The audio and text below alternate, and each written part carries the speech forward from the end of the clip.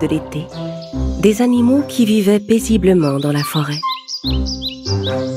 En cette saison, les oiseaux et les insectes profitaient pleinement du beau temps et n'avaient aucun mal à trouver de la nourriture.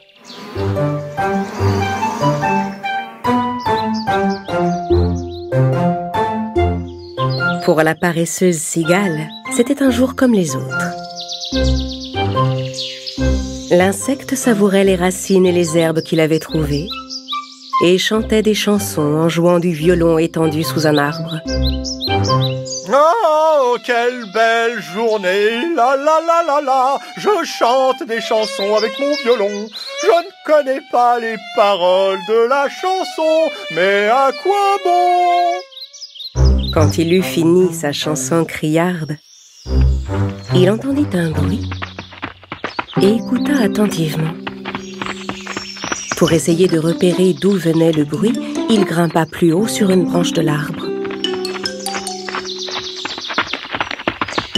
C'est alors qu'il aperçut un peu plus loin une longue file de fourmis.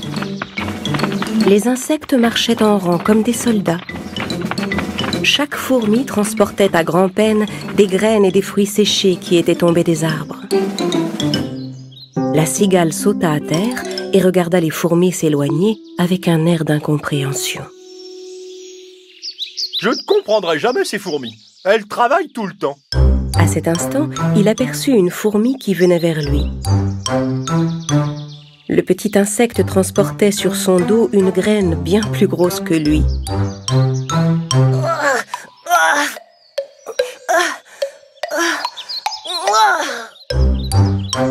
En passant devant la cigale, la fourmi lâcha la graine qu'elle transportait. Elle avait grand besoin de se reposer. Désolée, la cigale contempla la fourmi d'un air incrédule. Et dis-moi, vous déménagez quelque part? Non. Mais ne me dis pas qu'une grande catastrophe arrive. C'est pour ça que vous fuyez? Mais non. Mais alors? Mais qu'est-ce que vous fabriquez? On rapporte de la nourriture. Ah d'accord. Eh bien, vous devez attendre beaucoup d'invités. Non, on fait nos réserves pour l'hiver. Vous faites des réserves pour l'hiver? Pourquoi? Vous avez tout le temps. C'est l'été. L'hiver n'est pas encore arrivé. Amusez-vous, profitez plutôt du beau temps. Oui, après. Qu'est-ce qu'on fera l'hiver venu? Je suis sûr que vous trouverez de quoi vous amuser, t'inquiète pas. Tu ne penses vraiment qu'à t'amuser? Je te demande ce que nous mangerons. Eh bien, quand l'hiver sera là, il sera bien temps d'y penser. Pour l'instant, c'est l'été, il y a toute la nourriture qu'on veut. Lassée d'entendre la cigale dire des absurdités, la fourmi essaya de reprendre sa graine pour s'en aller. Je dois rejoindre mes camarades. Tu peux m'aider à charger cette graine sur mon dos? Un chanteur et un artiste comme moi ne doit pas soulever de charges aussi lourdes. Agacée par la réponse égoïste de la cigale, la fourmi détourna le regard et essaya à nouveau de soulever sa graine. Ah, je vais quand même te donner un coup de main. La cigale ramassa la grosse graine et la plaça sur le dos de la fourmi. La fourmi remercia la cigale et se remit en route. Pauvre petite, tous ces efforts pour rien. La cigale s'installa à nouveau sous son arbre. Elle grignota encore un peu, puis se remit à jouer du violon. Oh, quelle belle journée, la la la la. Je chante des chansons avec mon violon et je profite de cette belle saison. La la la la la. À cet instant, un écureuil sortit sa tête du tronc de l'arbre. La la la la la. Ça suffit, ça suffit! Arrête ça, s'il te plaît! Va chanter ta chanson ailleurs! J'essaie de me reposer, moi! Alors la cigale arrêta de chanter, jeta un regard dédaigneux à l'écureuil, ramassa son violon et s'en alla. Ils ne savent pas apprécier les véritables artistes dans cette forêt. L'été était toujours aussi beau et les fourmis continuaient de transporter de la nourriture dans leur fourmilière. Pendant ce temps, la cigale continuait de manger, de se promener, de s'amuser, de chanter et de jouer du violon. Enfin, l'hiver arriva et le froid s'installa.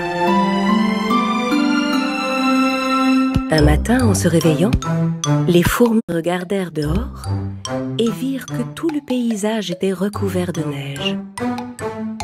Les petites fourmis eurent une pensée pour tous les animaux qui vivaient dans le froid, tremblants et affamés. De son côté, les herbes étant ensevelies par la neige, la cigale n'avait rien trouvé à manger depuis des jours. Tremblante, à bout de force, elle était incapable de chanter ou de jouer du violon. Rassemblant toutes ses forces, le pauvre insecte marcha dans la neige en repensant avec nostalgie aux jours heureux de l'été. Ah, c'était le bon temps. On trouvait de la nourriture. J'avais le ventre toujours plein, j'étais heureux. Soudain, il repensa aux fourmis qu'il avait vues transporter de la nourriture tout au long de l'été. Et il regretta de ne pas les avoir prises au sérieux. Il s'était bien moqué d'elles pendant l'été, et il se demandait maintenant si elles accepteraient de lui venir en aide. De toute façon, il était maintenant trop tard pour s'en aller. Oh, pas le moment de faire le fier. Je dois trouver le nid des fourmis et leur demander de l'aide. L'insecte se dirigea vers la fourmilière. Arrivé devant la porte, il appela. « Y a quelqu'un? Aidez-moi, je vous prie !» Qui est là? Il entendit du bruit à l'intérieur de la fourmilière. Gelée et à bout de force, la cigale répondit. « Ma chère amie, c'est moi, la cigale. S'il te plaît, laisse-moi entrer. » En entendant la cigale appeler, la reine de la fourmilière s'approcha de la petite fourmi. « Que se passe-t-il? Qui demande de l'aide? » Une cigale paresseuse qui a passé tout son été à chanter, ma reine. Je pense qu'elle nous appelle parce qu'elle a faim. Ouvrons-lui. Quiconque vient frapper à notre porte pour demander de l'aide doit être reçu. La reine et ses fourmis se dirigèrent vers l'entrée de la fourmilière et sortirent pour voir. La cigale gisait sur le sol enneigé, épuisée. Les fourmis ramassèrent le pauvre insecte et le transportèrent dans leur nid. Bien au chaud dans la fourmilière, la cigale revint à elle. Les fourmis lui donnèrent de l'eau et de la nourriture. Une fois remise sur pied, la cigale remercia la reine et alla trouver la petite fourmi. « J'ai été très injuste avec toi. Tandis que tu travaillais durement, j'ai passé l'été à jouer de la musique. Et pourtant, tu m'as prévenu, mais je t'ai pas prise au sérieux. Je regrette. » Que ça te serve de leçon, au moins. Nous aussi, on aurait bien aimé s'amuser cet été. Mais on devait penser à l'avenir. Si on n'avait pas fait des réserves de nourriture, on aurait été dans la même situation que toi. La cigale resta quelque temps chez les fourmis.